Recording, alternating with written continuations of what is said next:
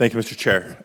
Want to begin by expressing my appreciation for EPA Administrator Zeldin's interest in one of my top EPA priorities, which is finally resolving the Tijuana River sewage crisis. For decades, communities in that part of Southern California have faced persistent, both environmental as well as public health impacts of untreated sewage that has flowed across the border. Now, during President Trump's first term, the late Senator Feinstein, as well as our House delegation from the San Diego region, worked to secure $300 million to expand a wastewater treatment plant in San Diego. And during the last couple of Congresses, we've worked together to secure another $300 million to complete the necessary upgrades. We recently invited Administrator Zeldin to tour the plant to see firsthand the challenges that we face. So I'd like to just begin by asking you, Mr. Kramer, how familiar you are with this issue, with the projects, because assuming you are confirmed, I'd look forward to working with you to bring this project to completion. Absolutely. Thank you, Senator, for that question. During my first tenure at EPA under the first Trump administration, this is in fact one of the issues that I worked on, and so EPA had been appropriated that first amount of funding that you referenced, and I was involved in the consideration of the various projects that could be funded to ensure that this transboundary flow crisis, to be completely frank, raw sewage flowing anywhere in my mind is a crisis, comes to an end. And so while I left before those projects were finally selected, since I have returned in the senior advisor role, I have been brought back up to speed on exactly what's happening. And I think the challenges that we're seeing there, one, stems to ensuring that the infrastructure that is in place to ensure that these flows cease, but also to ensuring that there is communication, robust communication that allows for partnership that is required to ensure that operation and maintenance of those infrastructure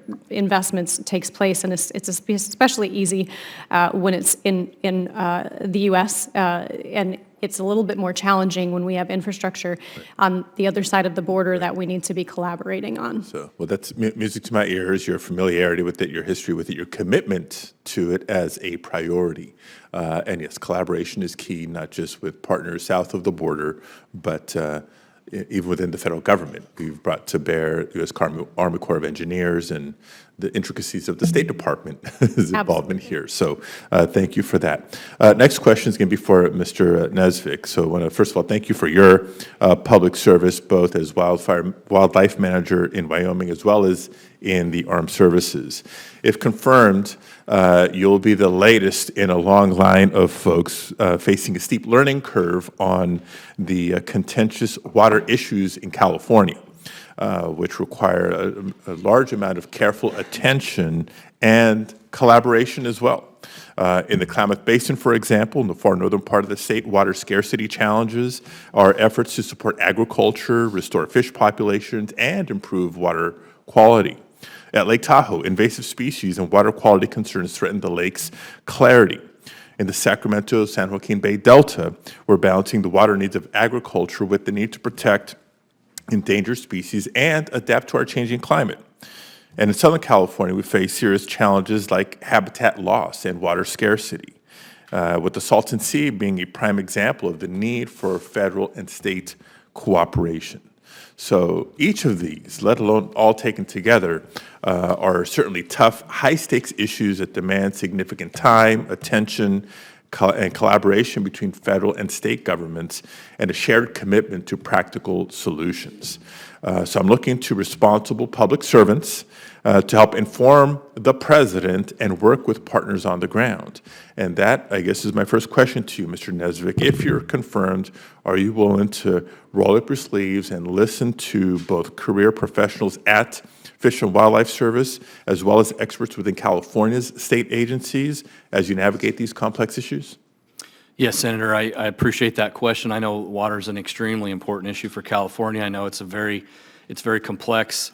I come from a state that's a headwater state. In my entire career, I've dealt with water policy and the challenges and the contentiousness around water. In Wyoming, we say, whiskey's for drinking and water's for fighting, and it's true. So yes, I do commit to diving deep into this issue. I know it's really important to you and your constituents, and frankly, other states as well. Right, no, we're interconnected by the Colorado River, and that speaks again to the need for federal, states, plural, collaboration. But on just the federal government side, want to make sure that you commit to working with the state of California, as well as the Bureau of Reclamation, NOAA, and other executive agencies to ensure that we're effectively making progress on California's water and wildlife challenges, and all the states for that matter. Absolutely, Senator. Thank you. Thank you very much. I do have a follow-up question we'll submit for the record, just tapping you. In response to a question from Senator Bozeman, you made mention of migration patterns. I know in Wyoming you've been working on, as we have in California, on the advancing wildlife corridors as an important strategy to maintain both development and wildlife populations. So look forward to working with you on that as well. Absolutely. Thank you. Thank you, Madam Chair. Thank you. Sure.